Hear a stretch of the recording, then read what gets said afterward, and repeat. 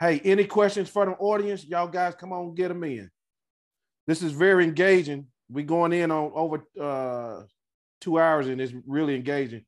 Any audience questions? Unmute yourself.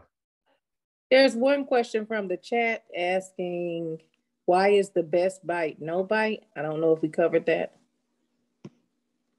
I'll answer that for Mr. Gypsy. You tell me if I'm wrong, Mr. Gypsy, because it's going to prevent you from some liability. It's going to prevent you possibly from, like Mr. Gypsy said, you don't want to have to hurt anybody. You don't have to take nobody's life. It's going to keep your dog out of trouble. So if your dog can prevent, if he prevent your TV from getting stolen, then you don't have to try to recover it. That's right. So that's why the best bite is no bite. And in most cases, Mr. Stratton will tell you this, our well-trained dogs will hardly ever in real life get to bite anybody because most dummies ain't gonna challenge. They'll challenge you and that gun before they challenge you and that dog. Yeah. Because Gypsy, right. I heard you say somewhere one dog is like, what did you say? Like 2 men or something? One man plus one dog equals 3 men. Is that what you're talking about? Yes, sir. Yeah. Mm-hmm. Go into that. Go into that. You can control 3 men with one dog if your dog is trained in defense. If your dog is trained, now I'm not talking about cross-trained in prey or little prey, but most trainers in this modern time, all of their training is prey-oriented. If that's your basis for training, then your dog gonna pick one guy. It's that same thing I used to do to the police. I'd put Ken McCoy in that blind down there. Once he get there with Ken, he ain't coming back for you because you have taught him prey and apprehension is the most important thing in the world versus your defense. So one dog in the hand of one dog trained in defense in the hand of a handler that I have trained can handle 3 men. Because once you see this guy get bit, you don't want that. Mm-hmm. And especially if you can see that I can get him off of him and put him on you, then that third guy certainly don't want none of that smoke. Is it any type of person that you wouldn't train? Is it a type of person that you wouldn't train a dog for? Yes, the person that don't listen to me. First thing is when you come here, you're gonna pay me all my money up front. So now you have paid to debate with me. And if that's the case, you don't get no dog training, you get debate. But I'm paid. Okay. Yeah. If you argue with me, I'm not gonna train you or your dog because you're an idiot. Because my most favorite question of all questions in the world is why. Long as you ask me why, I got the answer. So that doesn't bother me. Mm-hmm. But when you just a fool, I'm not going to teach a fool. Mm-hmm. I'm not. Because see, like when you go to Personal Protection Dog Association, it's kind of like the karate instructors. You know, they don't normally take in bullies and fools because you got to have, they don't want to teach you this art and skill to inflict bodily pain and hurt somebody, and you are already an idiot and you are already out of control. Yes. So that's kind of what Gypsy said. A good lawyer, and the good lawyer is going to be money hungry. He's going to be thirsty. Mm-hmm, mm-hmm. And the good lawyers nowadays are going to ask, it's going to come up because my wife is a legal expert for dog bites. It's going to come up. Right. That's right. Okay. Yeah. And Has your dog been taught to bite? Has your dog been taught to bite? That's going to come up, and the lawyer is going to say, has your dog been taught to bite? You mean you have actually paid money and put time in teaching your dog how to bite? So now your lane is way thin. After you say, yeah, I taught my dog how to bite. I took him to Gypsy to teach him how to bite. Well, the next thing is the lawyer gonna want to talk to Mr. Gypsy. Yeah, the trainer. Because Mr. Gypsy did not put in the fail safes, the brake job necessary. So Mr. Gypsy, explain to us your program. And if I tell him it's all about the bite, then we all done. We are through. And that comes back to what I said earlier about if you shoot somebody, it's the language afterwards. So now if that lawyer asked me, do my dog bite? No, sir. My dog wasn't taught to bite. My dog was taught to defend and protect. Thank you. Thank you. So it's about the language that we use. So you better know the language when you got this dog that had to train it. And I'm pretty sure Mr. Gypsy as well, once people have worked with him, I'm sure, Mr. Gypsy, you have them to sign off a release of liability for yourself. Am I correct? Yes. Not only that, because we're now in the 20s, the 2020s, ever since phones was made, and ever since what was that video camera? We used to have a video camera that used to use big tape. I would tape the end result. This is what he was taught to do. I would tape it. The Personal Protection Dog Association has a title. It is a minimum test for a protection dog. And in it, not only does he have to be courageous and work, but he also has to be told no and to stop biting. He also has to allow people to walk by, even if they got a suit or a sleeve. Even if they're stumbling a little bit, that's not a legal reason for them to be bit.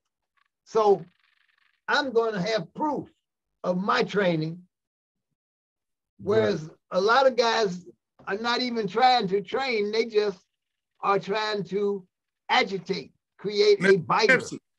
Mr. Gypsy, can a man get all that done somewhere for $500?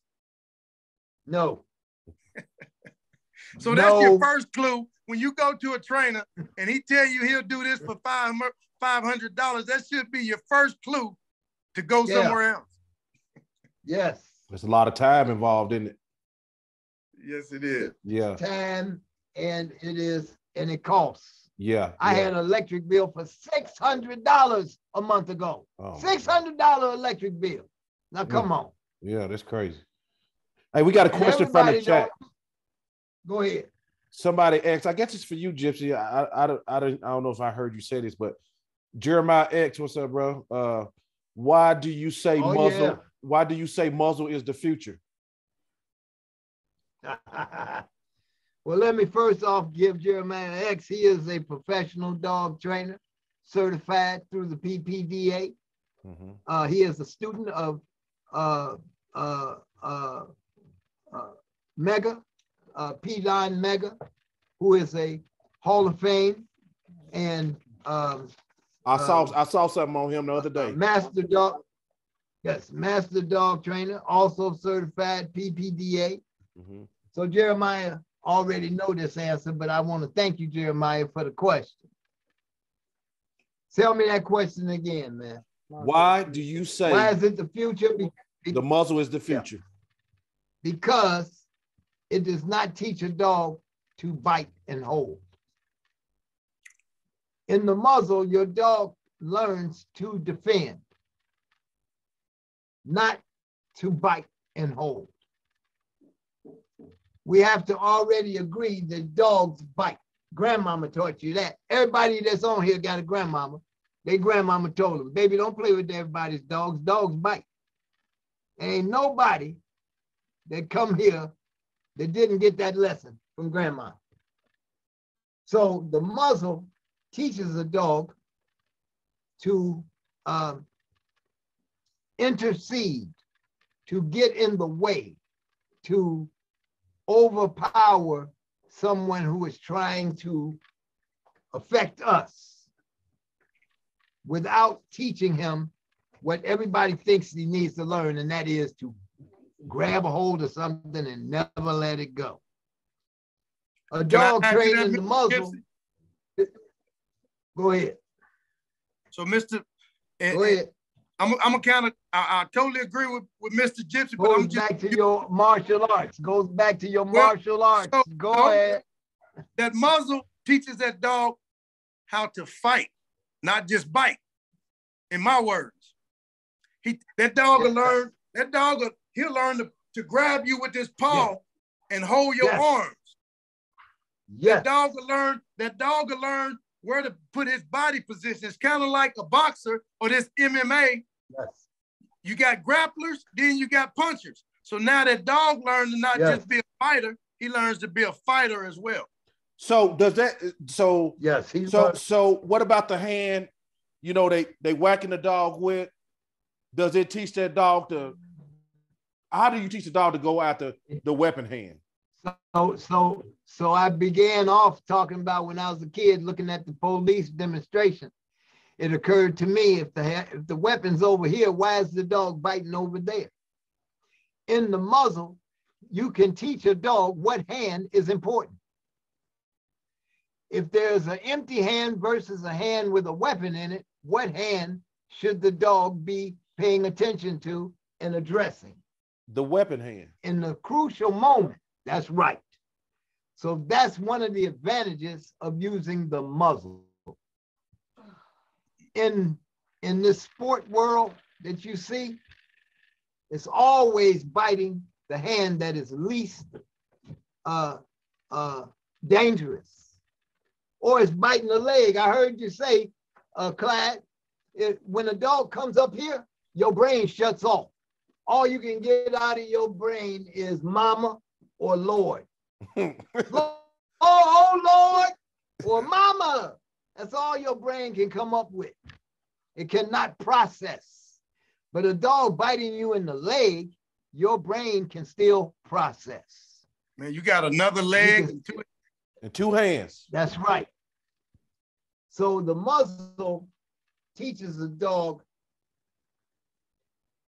the tactic that is most effective in this conflict. First tactic in this conflict is identify where the danger is. Nobody comes with, there was a guy in a James Bond movie who used to have a knife in his shoe, but that was a James Bond movie. Ain't nobody coming there with weapons on their leg or in their shoe. They're coming with their hands, and they're coming with a weapon in their hand. The muzzle allows a dog to learn that quicker. It learns to engage where the danger is. Because if he bites this hand, go ahead. It also takes the equipment out of your training. Yes, yes. If he bites this hand that I got my knife in, you don't have a real protection dog if you don't never get that equipment out your training. That's right. And if he hits this hand where I got the weapon, then I can't use that hand any further to harm you. That's the value of the muzzle. Plus, and it's very few of us that's going to withstand that bite and still know what to do while you getting bit. Very few. Plus, the muzzle is the safest way to train because your agitator doesn't get bit, because if he gets bit, he can't work tomorrow. He can't pay no bills being all bit up. Also, if there are some dogs in some times in training, a dog can get confused and bite his handler. Oh yeah. In the muzzle, those are eliminated. That's eliminated, the mistake bite. Right. So that's why it's the future, because it's safer and it's more effective when it comes to defense. Got you. Any questions out there, anybody in the audience? What do you guys think of the medical aspect of dog training? Or do y'all use a lot of vets? I try not to, because the vet costs so much money. Right. So I try to be careful with my dog. I don't let him run around in alleys where there might be broken glass. Right. I don't let him play with the neighbor's dog because they might get in a fight, and fights cost money. Yeah, yeah. So yes, you want to go to the vet, but if you do all the feed right, keep them out of the sun, keep them out of the rain and ice and snow, worm them occasionally, feed them the right thing. And if you ever do get into this food thing, I'll just go right ahead right now and tell you I don't believe in raw diet. Okay. Why is that, Mr. And Gypsy? somebody can ask. I love that question. Tell me, what's that question again? Say why not raw diet? I like that because food, first of all, in this modern age, there are so many additives that are put into the feed of cows and chickens and what have you, hormones and all other types of chemicals. The other thing is that once the animal dies, the very second that the animal's dead, metabolism or things start happening. You have bacteria, blood that's old, it becomes poisonous. So you don't know what this animal was fed before he was butchered or killed. You don't know how long it took them to put him on ice to preserve the biology of the animal. There are too many variables. Plus bones, especially if it's everyday diet, can not be digested and can create problems. Plus it's expensive. Yeah. Raw diet is more expensive. Yeah. Yes. So there are many reasons for me not to use it. And most my people, wife, go ahead. Most people think that, like you said, Mr.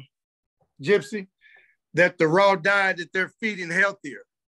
And like you said, man, there's just as much preservatives, additives, things in these animals that you guys are buying this meat from.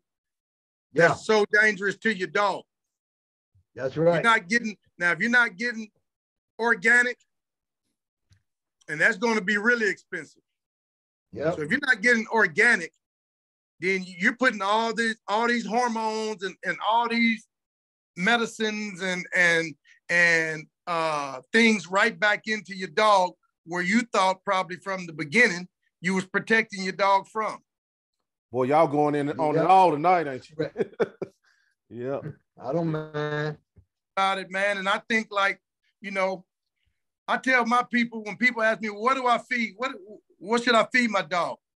I tell people, feed a food that's affordable and accessible to you. That's right. Because it's not the food that's going to make your dog the dog he is, it's his genetics. You can feed a Chihuahua raw hamburgers, this all day long. He's still going to be a Chihuahua. Hey, so let me ask y'all this. Well, wait a minute now. I like Chihuahuas. I like them too, but I'm just saying that food you feed him ain't going to make him a Doberman. So I understand. I'm gonna probably have to chop this up into maybe 2 or 3 parts. But I got one more question, and I'm gonna see if the audience have any more questions. But what is you guys? I'm sure I probably know this. Your favorite dog to train for family protection, and your least favorite dog that you just like, not so sure about. Hey, Gypsy, he think he know what our answers is gonna be. Your favorites. I know your favorites. I'm gonna tell you what my favorite is. My favorite is the one I got. Mm-hmm. If for y'all that don't know, favorite. You might want to give them a little background on a Canis Panther. Am I pronouncing it right? Canis Panther, but I also got German Shepherds. Well, they're European Shepherds. Mm-hmm. And I also have miniature pinchers. Okay. So it's the dog I got. if it's a dog that I found out running on the road, skinny and got fleas, but I picked him up and brought him home, got them fleas out, I'm feeding him right. Now I'm gonna train him right. Okay. So it's the dog I got. Yes, sir. That's my favorite one. Okay, gotcha. Now I think some dogs are, I think the question you were asking maybe is that if a person had to go out and buy a dog for family protection, family dog, there are some breeds that's more suitable for certain things. So you have to ask yourself, what do I want in a family dog? Am I just want a pet that my kids can go out and throw a ball to and have a friend? So you can get a golden retriever, you can get a lab, you can get a poodle. I mean, but the German Shepherd is every dog in one. So now if you go out and get a well-bred German Shepherd, you can do anything with that German Shepherd that you can do with any other breed of dog, but every other breed can't do what that German Shepherd can do, and that's have the ability to think and navigate. So his intelligence is superior. His intelligence is superior to all but the poodle. What? The poodle and the border collie. Okay, yeah, the border collie, yeah. But the border collie and the poodle can't do that protection work. So they have the intelligence, but they can't do and withstand the pressure of being a protection dog. So Gypsy, the Canis Panther. Yeah. What are the pros about him in family protection? Well, they love who they live with and they despise everybody else. That's as simple as I can bring it. Okay. They love, and I guarantee you he got some Doberman in it. Oh yes. Yes, Doberman. You don't got to train a panther to protect. All you got to do is say good boy. Yeah. When you see something you like, you tell them good boy. When you see something you don't like, you tell them, hey, knock it out. Knock that off. Okay. Yeah. Yeah. Sharky, my wife just say, tell him why Sharky's outside. Sharky's outside because he sits behind my wife in her office and he looks at the screen and he would not allow y'all to be on that screen talking in his house. He'd be like, wait a minute. Yeah. Who is that in my house? That's a different voice. That ain't Perry Mason. That ain't Perry Mason. He know Perry Mason's voice, right? Yeah. So if all of y'all is talking, if Joe Church is talking and Clyde Thompson is talking, Sharky not having that. Why are they in my house? Where's their voice coming from? They done said your name too many times. Wow. That's a Canis Panther. Gotcha. Yeah. Hey, Canis Panther, man. If you move the garbage can that's outside, if you move it and it ain't in the place it was yesterday, they're gonna let you know about it. They're the most hyper defensive dogs I have ever come across. And your wife, Miss Lori, y'all still breeding them? Is there a lot of other breeders out there? But y'all like the main ones, right? It's not a lot because it's a rare breed. Okay. And I've always said I don't want them to be popular.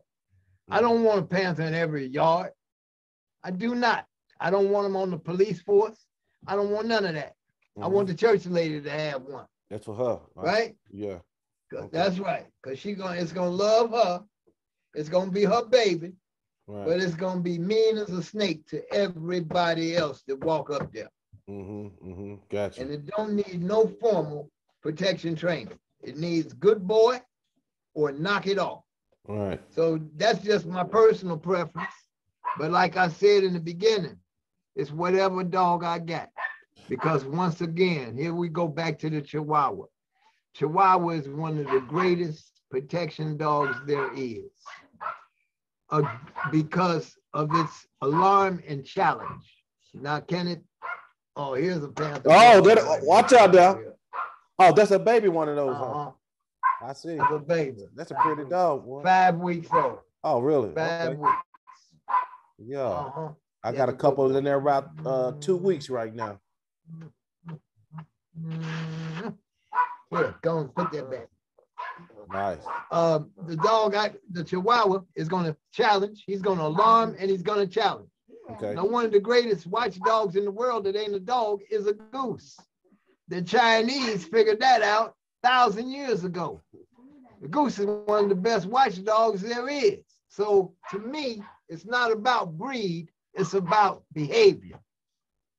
Give me some alarm. Let me know. There's intruder alert. Show me where he is. Occupy his mind with that threat display. And if he don't believe it, give him them teeth. That's what I like. Right. And I don't care what dog it is. I don't care if it's a collie, because let me tell you something. When I was a kid, I told you about my grandmama, my auntie, my godmother. When I was a kid, my mother had a dog named Bobby. It's in my book. And Bobby was a collie mix. You know, back in them days, you could identify a collie because you're looking at Lassie all day long, every day. Yes. So I can't tell you what the other side of it was, but he was a collie mix. And Bobby stayed on the porch most of the time. We had an enclosed porch. And I loved Bobby. Loved him. So I knew the value of a loving dog. But one day, now we from Chicago. It's on the south side, on one block east of Halsted. I can't even remember the name of the street. And the railroad tracks was a half a block behind us. So one day, we hear some noise, me and my mama, and it's in the bathroom. And we run into the bathroom, and here it is, a guy is trying to come in the house. So I told you, my mama, my grandmama, my auntie, and my godmother, they was all very good-looking women. So good-looking women, most women, get attention they are not asking for and don't want to have it. Yeah. So anyway, this guy is coming in the bathroom window. Bathroom window was right off of our back porch. Bobby runs from where he was into the bathroom, into the tub, and fights this guy out. Now, Bobby ain't never had no training other than what my mama told him. Go lay down, come here. Don't mess in my house. Don't eat up my clothes. Don't eat up my furniture. But Bobby was a dog that ran to the rescue. Now, did he bite this guy and drag him down to the ground? No. He alarmed, he challenged, and he threat displayed, fought that guy out of that window. This guy's looking right at us. We're looking. I'm a shorty. And my mama is looking in the window at this guy. He's looking right at us. Wasn't nothing between me and him but Bobby. Brother, that's when I knew what a dog was for. That moment in my life is when I realized the value of a dog. Yeah. Love, obey, protect. Yeah. That's it. Yeah. That's the whole story. When we was coming up, we didn't know a lot about dogs. But our dad always made sure we had one, more so for the alert, staying in the hood, Yeah, that's right. Yeah, and then I've been. You can't go to sleep, man. Right. That's but right. I've lived in neighborhoods so dangerous that you can't have a dog, or if you did, you had to bring them in at night because the thing the dog. Do you know the thing the dog to do that they hate the most? That'll get the dog killed. He alerts too much. So if they're in the alley, barking.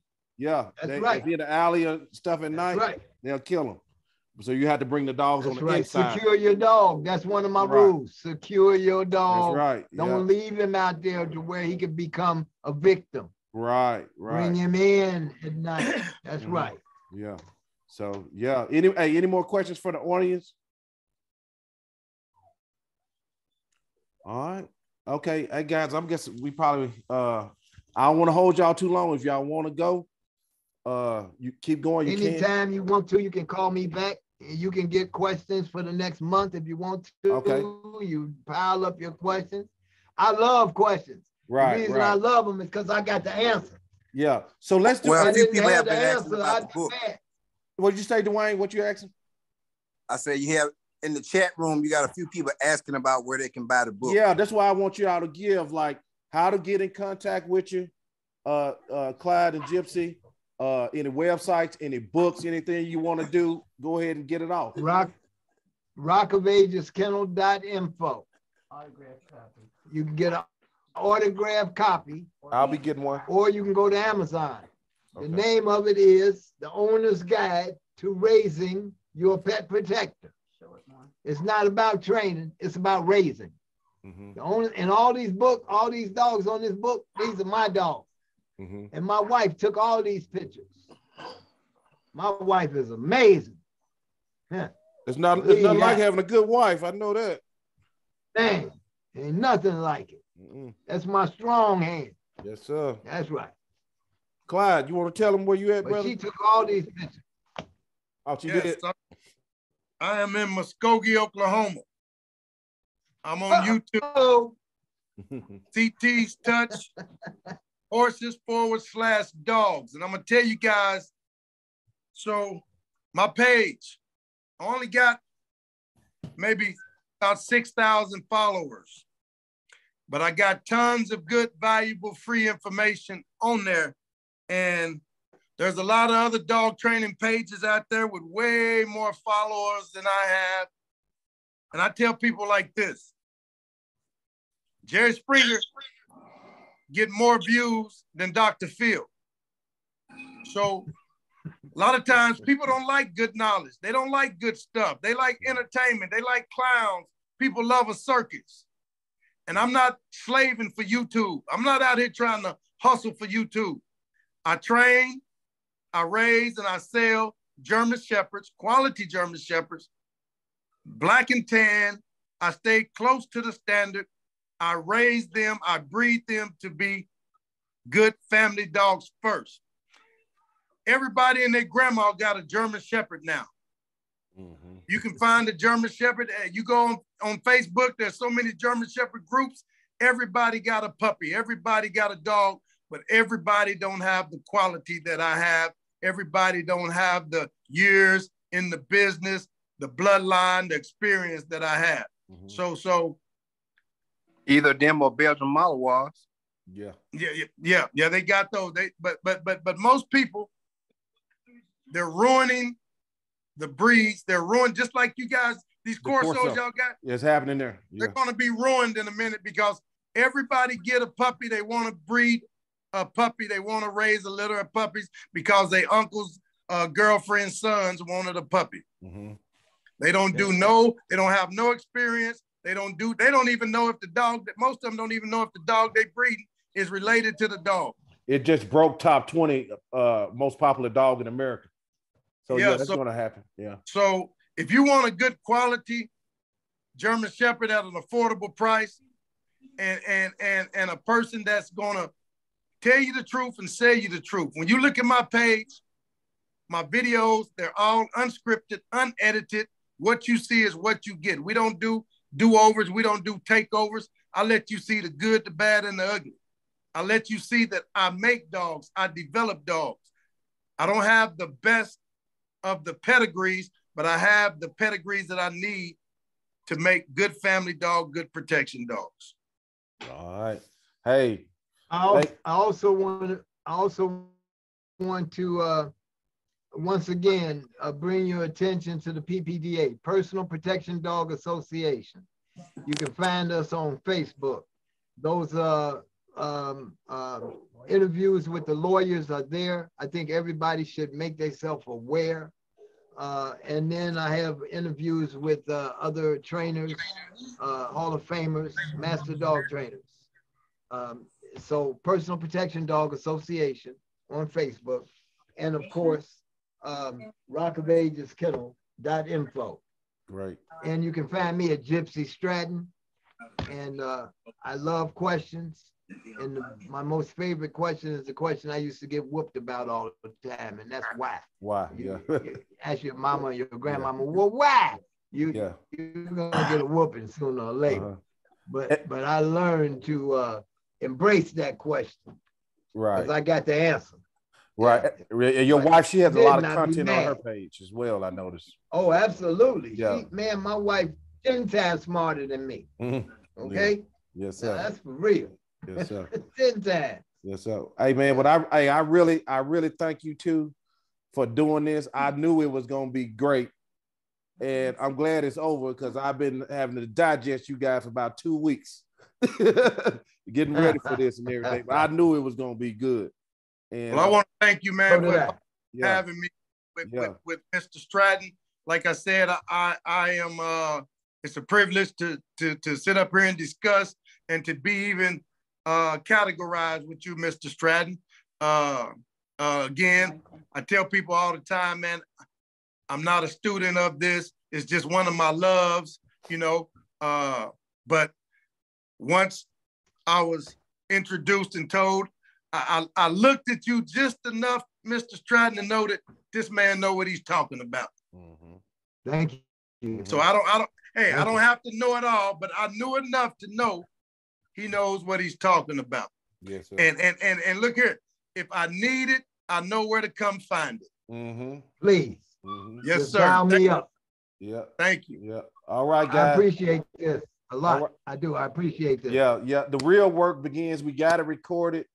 I mean, we got a legend sitting here, and I got a bunch of respect for Clyde, and he don't mind sharing no information. So the real work starts after this.